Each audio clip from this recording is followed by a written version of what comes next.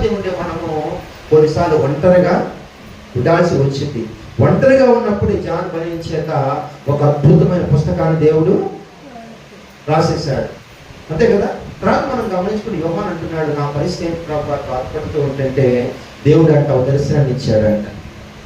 మీకు అర్థమవుతుందా? ఒక దర్శనాన్ని ఇచ్చాడంట. ఆ దర్శనంలో ఆయన చూస్తూ ఉండగానంట ఆకాశం తెరవబడ్డ చూస్తున్నాడంట. ఏంటమ్మా?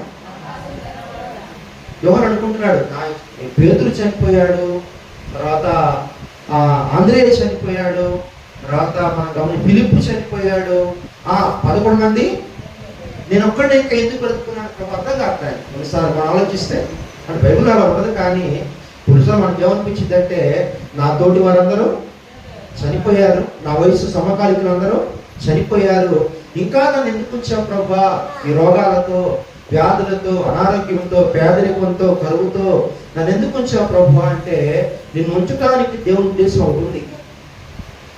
ఈ మూలుగుల మధ్య, రోగాల మధ్య టాబ్లెట్ వేసుకుని బతకలేకపోతున్నాడు ప్రభా, చేతులు బతకలేకపోతున్నాడు ప్రభా అంటే నిన్ను ఉంచడానికి దేవుని ఉద్దేశం ఉంది.